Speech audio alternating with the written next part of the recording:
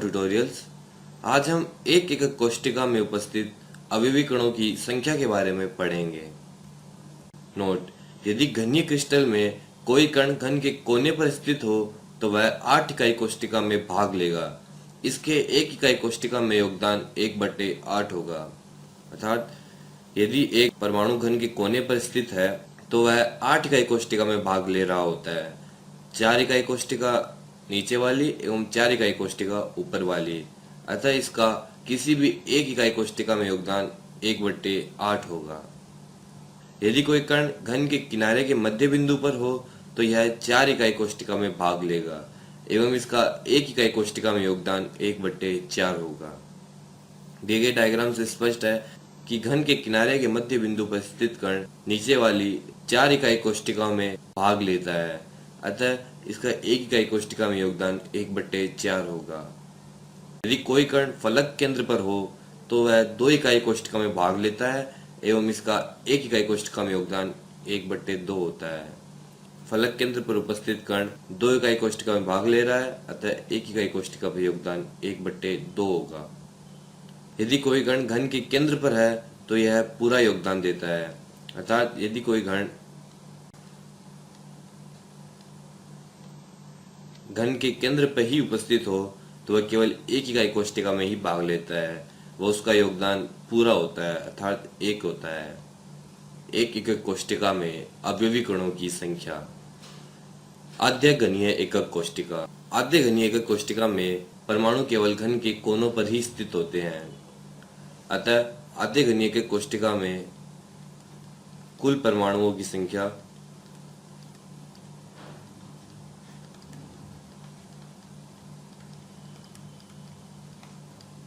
Is equal to कोनों पर स्थित परमाणुओं का 1 इकाई कोष्ठिका में भाग इंटू कोनों पर स्थित परमाणुओं की संख्या 8 इज इक्वल टू 1।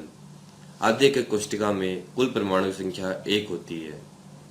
दिया गया डायग्राम गोलों की वास्तविक स्थिति को स्पष्ट नहीं करता है, यह केवल गोलों के केंद्र को दर्शाता है। अतः इस प्रकार की संरचना को विवृत संरचना कहा जाता है।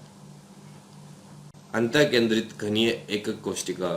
अंतःकेंद्रित घनीय एकक कोष्ठिका में परमाणु कोनों के साथ साथ घन के केंद्र पे भी उपस्थित होते हैं।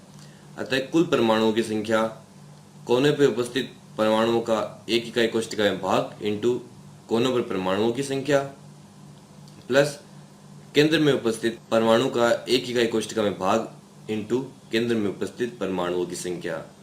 आद्य एकक कोष्ठिका में कुल 2 परमाणु होते हैं। फलक केंद्रित घनीय एकक कोष्ठिका। फलक केंद्रित घनीय एकक कोष्ठिका में परमाणु कोनों के साथ साथ घन के फलक केंद्र पे भी होते हैं।